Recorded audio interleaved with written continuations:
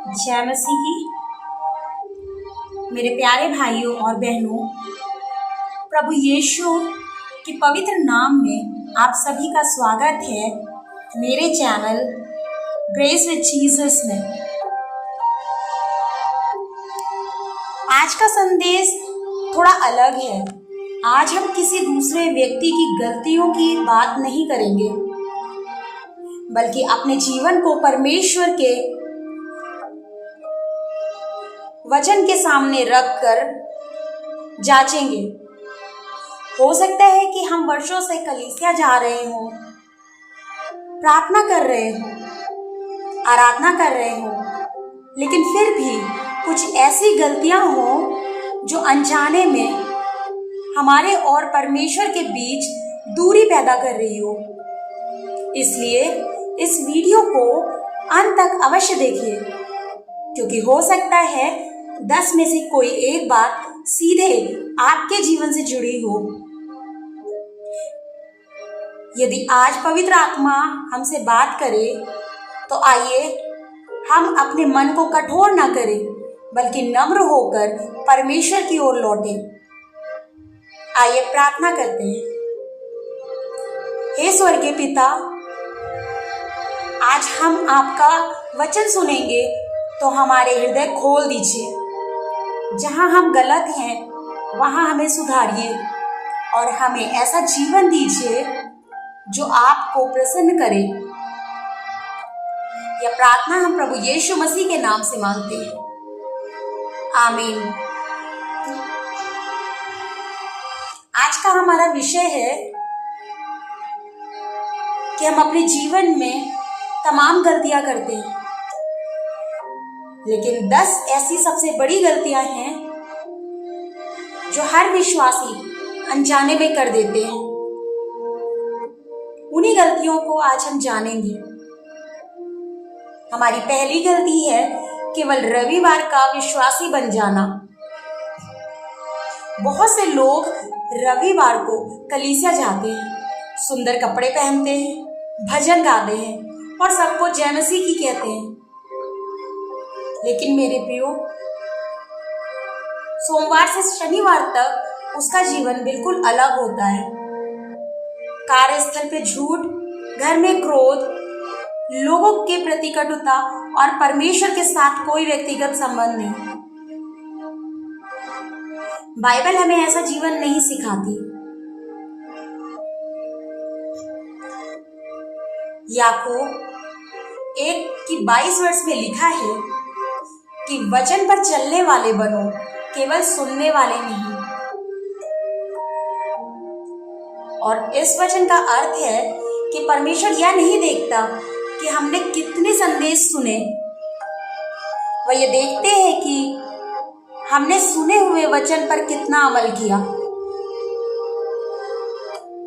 मान लीजिए 2 विद्यार्थी हैं, दोनों ने पूरी किताब पढ़ी, लेकिन परीक्षा में केवल वही पास हुआ जिसने पढ़ी हुई बात को समझा और लागू किया। उसी प्रकार केवल बाइबल पढ़ लेना काफी नहीं है, उसे जीवन में उतारना आवश्यक है। आज हम स्वयं से पूछें, क्या मैं केवल रविवार का विश्वासी हूं या हर दिन मसीह जीवन जैसा जीने की कोशिश करता हूं? यदि उत्तर नहीं है तो आज से परिवर्तन की शुरुआत कीजिए। हमारी दूसरी गलती, प्रार्थना करना लेकिन विश्वास के बिना। बहुत से लोग कहते हैं मैं तो रोज प्रार्थना करता हूं और फिर भी मेरी प्रार्थना का उत्तर नहीं मिलता। लेकिन एक प्रश्न है, क्या हम विश्वास के साथ प्रार्थना करते हैं? याकूब 1:6 में लिखा है, परंतु वह विश्वास से मांगे और कुछ संदेह ना करे। और इस वचन का अर्थ है कि हमें कभी कठिनाई नहीं होगी। ऐसा नहीं है। इसका अर्थ यह है कि जब हम परमेश्वर से मांगते हैं तो हमें उसके चरित्र पर भरोसा रखना चाहिए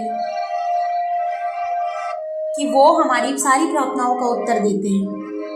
एक छोटा सा एग्जाम्पल लीजिए, एक छोटा सा उदाहरण लीजिए और सोचिए, यदि एक छोटा बच्चा अपने पिता का हाथ पकड़कर सड़क पार करता है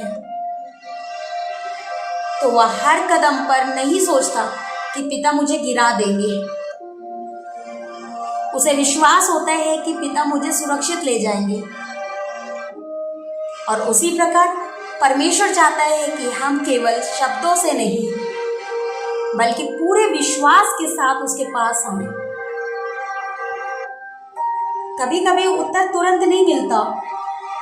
इसका अर्थ यह नहीं है कि परमेश्वर सुन नहीं रहा।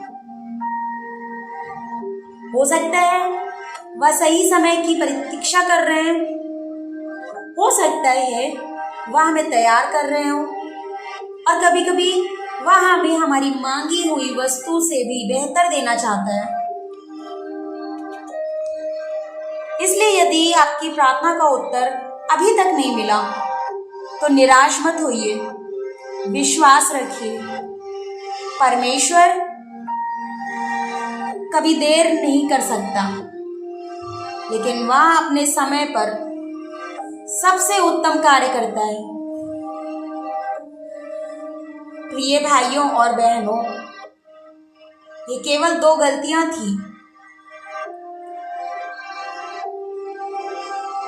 अब हम आगे उन गलतियों की बात करेंगे जो हमारे आत्मिक जीवन को धीरे धीरे कमजोर कर देती हैं, और कई बार हमें इसका पता भी नहीं होता।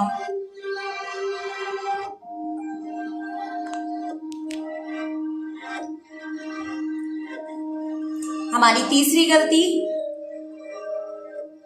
बाइबल को केवल अलमारी में रखना, जीवन में नहीं उतारना। प्रिय भाइयों और बहनों, जब हम तीसरी गलती की ओर बढ़ते हैं, यह गलती बहुत आम है। बहुत से घरों में बाइबल होती है लेकिन खुलती बहुत कम है। कभी कभी हम रविवार को कलीसिया में जो वचन सुनते हैं वही पूरे सप्ताह के लिए पर्याप्त समझ लेते हैं, लेकिन क्या केवल एक दिन का भोजन पूरे सप्ताह के लिए काफी होता है? बिल्कुल नहीं। जैसे शरीर को प्रतिदिन भोजन चाहिए, वैसे ही आत्मा को प्रतिदिन परमेश्वर का वचन चाहिए। और यहाँ पे वचन कह रहा है, भजन संहिता 119 की 105 वर्ष में, तेरा वचन मेरे पांव के लिए दीपक और मेरे मार्ग के लिए उजियाला है।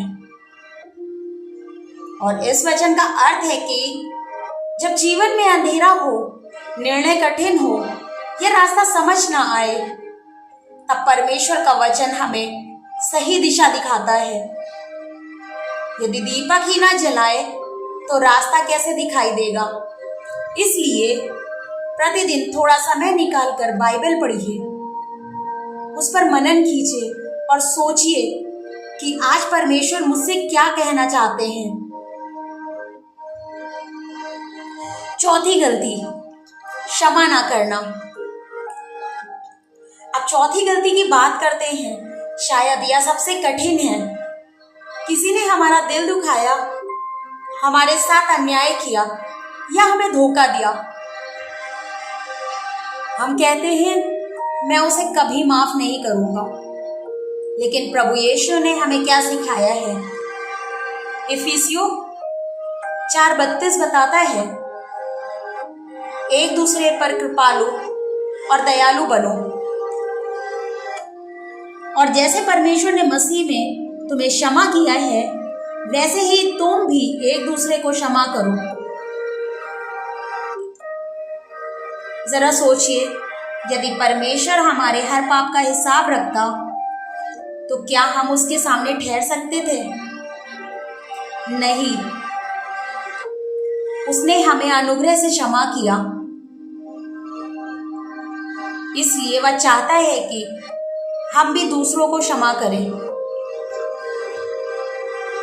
क्षमा करने का अर्थ यह नहीं है कि जो गलत हुआ वह सही था। इसका अर्थ यह है कि हम अपने हृदय को कड़वाहट की कैद से मुक्त कर देते हैं। जब हम क्षमा नहीं करते तो सबसे अधिक बोझ हमारे अपने मन पर रहता है, लेकिन जब हम क्षमा करते हैं तो परमेश्वर हमारे हृदय में शांति भर देते हैं। जरा सोचिए, आज क्या कोई ऐसा व्यक्ति है जिसके प्रति अभी भी आपके मन में कड़वाहट है? यदि है तो आज उसे क्षमा इसी क्षण से कर दीजिए और प्रभु से कहिए, मुझे क्षमा करने की शक्ति दीजिए। 5वीं गलती, चिंता करना और परमेश्वर पे भरोसा ना करना। अब 5वीं गलती, आज की दुनिया में लगभग हर व्यक्ति किसी न किसी बात को लेकर चिंतित है। नौकरी, पैसे, परिवार, बच्चों का भविष्य, बीमारी या कल की चिंता। लेकिन प्रभु यीशु ने क्या कहा है, जरा सुनिए। मत्ती 6:33 बताता है, पहले तुम परमेश्वर के राज और उसकी धार्मिकता की खोज करो तो ये सब वस्तुएं भी तुम्हें यूं ही मिल जाएंगी। और 1 पतरस 5:7 भी बताता है, अपनी सारी चिंता उसी पर डाल दो क्योंकि उसको तुम्हारा ध्यान है। इन वचनों का अर्थ यह नहीं है कि हम मेहनत करना छोड़ दें। इसका अर्थ है कि मेहनत हम करें, लेकिन बोझ अपने कंधों पर लेकर ना चले। परिणाम परमेश्वर के हाथ में छोड़ दें। उदाहरण के लिए मैं बताना चाहती हूँ कि एक किसान बीज बोता है पर रोज खेत में जाकर बीज को खोद कर नहीं देखता कि वह उगा या नहीं उगा। उसे विश्वास होता है कि समय आने पर फसल निकलेगी। उसी प्रकार हमें भी विश्वास रखना चाहिए कि यदि हम परमेश्वर के साथ चलते हैं तो वह सही समय पर हमारी आवश्यकताओं की पूर्ति करेंगे। यदि आज आपके जीवन में चिंता है तो उसे छिपाइए मत, उसे प्रार्थना में परमेश्वर के चरणों में रख दीजिए। वह आपकी चिंता से बड़ा है, आपकी समस्या से बड़ा है और आपकी परिस्थिति से भी बड़ा है। प्रिय मसीह भाइयों और बहनों, अभी हमने 5 गलतियों पर विचार किया, लेकिन अभी 5 और ऐसी गलतियां बाकी हैं जो हमारे आत्मिक जीवन को कमजोर कर सकती हैं। इसलिए अंत तक बने रहिए क्योंकि आगे की बातें भी उतनी ही महत्वपूर्ण हैं।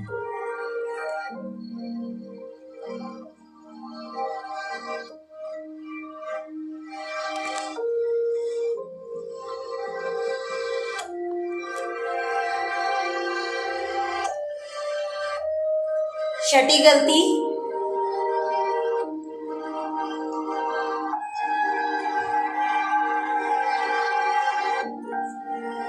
घमंड और आत्मनिर्भरता। प्रिय भाइयों और बहनों, अब हम छठी गलती की ओर बढ़ेंगे। यह गलती बहुत खतरनाक है क्योंकि कई बार हमें पता भी नहीं चलता कि हम घमंड में जी रहे हैं। जब हमारे जीवन में थोड़ी सफलता आती है, अच्छी नौकरी मिल जाती है, व्यापार बढ़ जाता है या लोग हमारी प्रशंसा करने लगते हैं, तब धीरे धीरे हम सोचने लगते हैं कि ये सब मैंने अपनी बुद्धि और अपनी ताकत से किया है। लेकिन बाइबल हमें याद दिलाती है कि हर अच्छी वस्तु परमेश्वर की ओर से आती है और नीति वचन 16:18 कहता है, विनाश से पहले घमंड और ठोकर खाने से पहले घमंडी मन होता है। और इस वचन का अर्थ है कि घमंड इंसान को धीरे धीरे परमेश्वर से दूर कर देता है। जब हम स्वयं को बड़ा समझने लगते हैं तब हम परमेश्वर पर निर्भर रहना छोड़ देते हैं।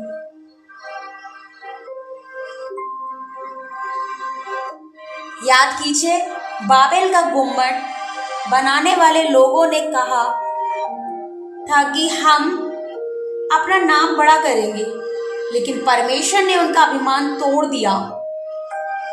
दूसरी ओर दाऊद एक साधारण चरवाहा था। वह हमेशा परमेश्वर पर निर्भर रहा और उसी ने उसे इज़राइल का राजा बनाया। इसलिए यदि आज हमारे पास कुछ भी है, जीवन, परिवार, स्वास्थ्य, सेवकाई या सफलता, तो उसका सारा श्रेय परमेश्वर को दीजिए। नम्र व्यक्ति को परमेश्वर ऊंचा उठाता है। 7वीं गलती, संसार से अधिक प्रेम करना।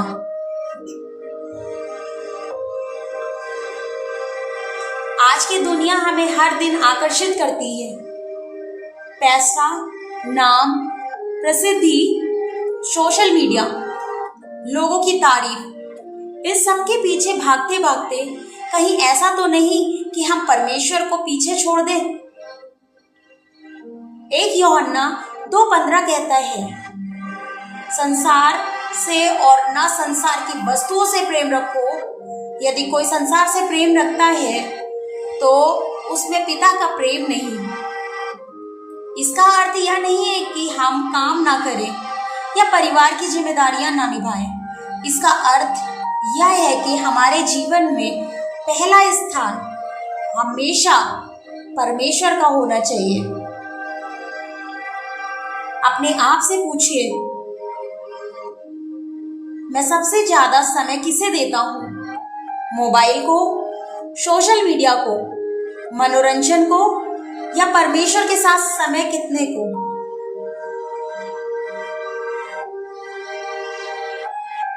यदि हमारे पास हर दिन घंटों मोबाइल चलाने का समय है लेकिन 5 मिनट प्रार्थना का समय नहीं, तो हमें अपने जीवन की प्राथमिकताओं को बदलने की आवश्यकता है। याद रखिए, संसार की हर वस्तु एक दिन समाप्त हो जाएगी, लेकिन परमेश्वर का राज और उसका वचन सदा बना रहेगा। और बाइबल भी हमें यही बताती है। अब हम 8वीं गलती की तरफ चलेंगे, दूसरों का न्याय करना। ये सबसे अहम गलती है जो हमारे जीवन में होती है। ये गलती अक्सर विश्वासियों के बीच भी दिखाई देती है। हम किसी को देखकर तुरंत निर्णय कर लेते हैं, यह व्यक्ति अच्छा नहीं है, या पापी है, या कभी नहीं बदलेगा। लेकिन क्या हमें किसी के हृदय का पूरा ज्ञान है? नहीं मेरे प्रियो। प्रभु यीशु ने मत्ती 7 उसकी पहली दूसरी वर्ष में कहा, दोष मत लगाओ कि तुम पर भी लगाया जाए, क्योंकि जिस न्याय से तुम न्याय करते हो उसी न्याय से तुम्हारा भी न्याय किया जाएगा। और इसका अर्थ यह नहीं है कि हम सही और गलत की पहचान ना करें, बल्कि इसका अर्थ यह है कि हम स्वयं को न्यायाधीश ना बना लें। याद कीजिए, जब लोग व्यभिचार में पकड़ी गई स्त्री को पत्थर मारना चाहते थे, तब प्रभु यीशु ने कहा, जो तुम में निष्पाप हो वही पहले उस पर पत्थर फेंके। एक एक करके सब लोग वहां से चले गए, क्योंकि हर व्यक्ति ने अपने भीतर भी पाप देखा। प्रिय भाइयों और बहनों, यदि हम दूसरों की कमियां खोजने में समय बिताएंगे तो अपने जीवन को बदलने का समय नहीं मिलेगा। परमेश्वर चाहता है कि पहले हम अपने हृदय को जांचें, फिर प्रेम से दूसरों की सहायता करें। आज यदि हम इन 8 बातों का मनन करें तो पाएंगे कि कई बार ये गलतियां अनजाने में हमारे जीवन का हिस्सा बन जाती हैं, लेकिन अच्छी बात यह है कि हमारा परमेश्वर दयालु है। यदि हम सच्चे मन से उसके पास लौटें तो वह हमें क्षमा करता है, नया बनाता है और फिर से अपने मार्ग पर चलाता है।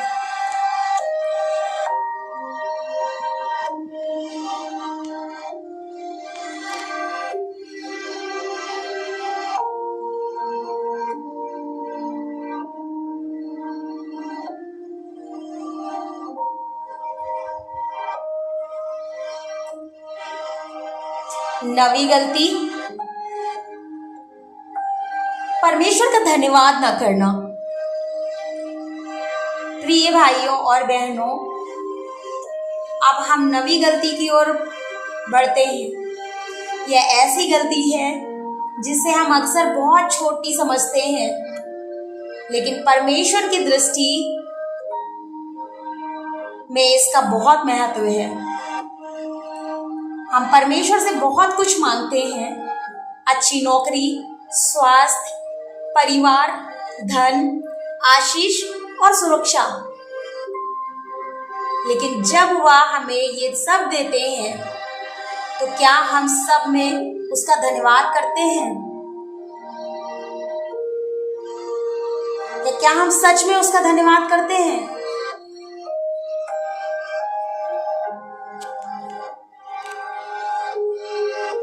बाइबल में एक घटना का जिक्र है कि प्रभु यीशु ने 10 कोढ़ियों को चंगा किया, लेकिन उनमें से केवल एक ही वापस आकर प्रभु का धन्यवाद करने आया। और इसका जिक्र लूका 17 और 18 में है। तब यीशु ने कहा, क्या 10 शुद्ध नहीं हुए? फिर बाकी 9 कहाँ गए? सोचिए, प्रभु यीशु को सबसे अधिक किस बात का दुख हुआ? इस बात का कि लोग आशीष तो ले गए, लेकिन आशीष देने वाले को भूल गए। कभी कभी हम भी ऐसा ही करते हैं, यह ऐसा ही हमसे हो जाता है। जब तक समस्या रहती है, हम लगातार प्रार्थना करते हैं, लेकिन जैसे ही समस्या दूर होती है, हमारी प्रार्थना कम हो जाती है।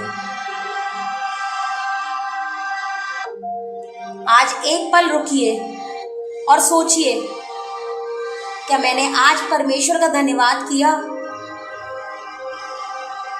केवल बड़ी आशीषों के लिए नहीं, बल्कि सांस, जीवन, परिवार और उसके प्रेम के लिए भी आप धन्यवाद कीजिए, क्योंकि वचन बताता है पहला थिस्सलुनीकियों 5:18,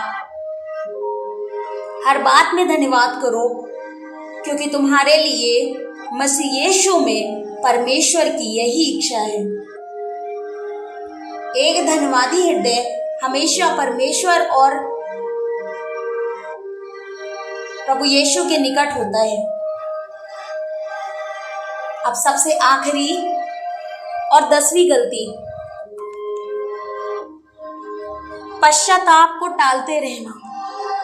और मेरे मसीह भाई बहनों, ये हमारे जीवन की सबसे बड़ी गलती होती है कि जब हम अंतिम और सबसे महत्वपूर्ण गलती पे आते हैं, बहुत से लोग कहते हैं, अभी तो मैं जवान हूं, बाद में परमेश्वर के पास जाऊंगा, पहले अपनी जिंदगी जी लूं, फिर एक दिन पूरी तरह प्रभु को समर्पित हो जाऊंगा। लेकिन मेरे प्रिय भाइयों और बहनों, क्या हमें कल का भरोसा है? क्या आप ऐसा सोचते हैं? क्योंकि बाइबल कहती है 2 कुरिन्थियों 6 का 2 वर्ष में कि देखो, अभी उद्धार का दिन है, परमेश्वर हमें आज बुला रहे हैं, अभी बुला रहे हैं। शैतान हमेशा कहता है कल कर लेना, लेकिन परमेश्वर कहता है आज मेरे पास आ जाओ। हो सकता है आज इस वीडियो को देखने वाला कोई ऐसा व्यक्ति हो जो वर्षों से प्रभु से दूर है। शायद उसके जीवन में पाप है, टूटना है, निराशा है या अपराध बोध है। मैं आपको एक बात बताना चाहती हूँ, परमेश्वर आपको दोषी ठहराने के लिए नहीं बल्कि बचाने के लिए बुला रहे हैं। क्रूस पर प्रभु यीशु ने हमारे पापों का दंड अपने ऊपर लिया ताकि हम नया जीवन पा सके। यदि हम सच्चे मन से पश्चाताप करें तो वह हमें क्षमा करते हैं। पहला यूहन्ना 1:9 में लिखा है, यदि हम अपने पापों को मान लें तो वह विश्वास योग्य और धर्मी है कि हमारे पाप क्षमा करे और हमें सब अधर्म से शुद्ध करे। और ये क्या ही अद्भुत प्रतिज्ञा है। परमेश्वर केवल क्षमा ही नहीं करता बल्कि हमें नया जीवन भी देता है और हमें नया बनाता है।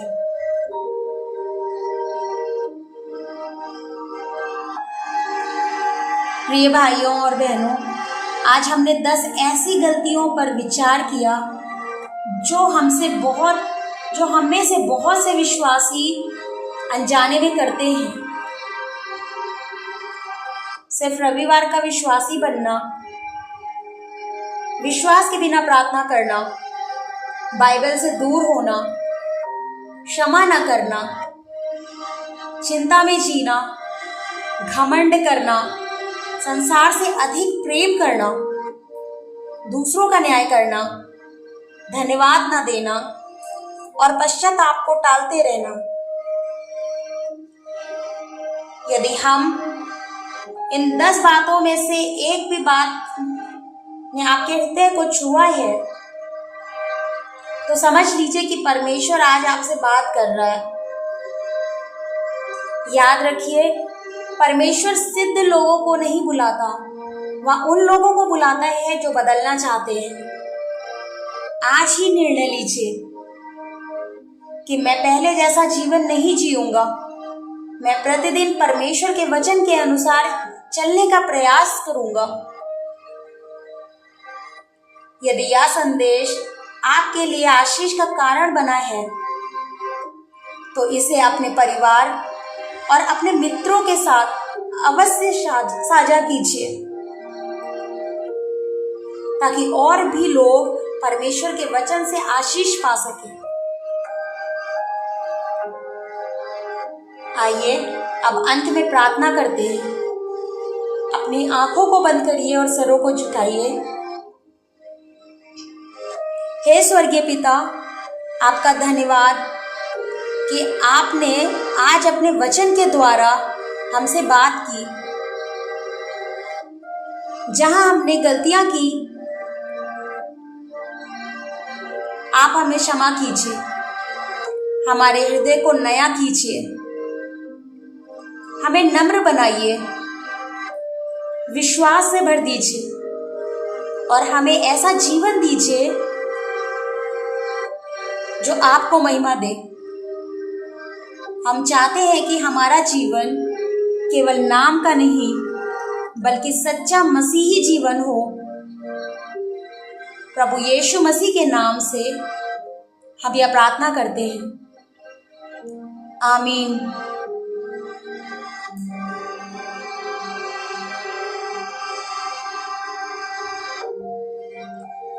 परमेश्वर आप सभी को आशीष दे।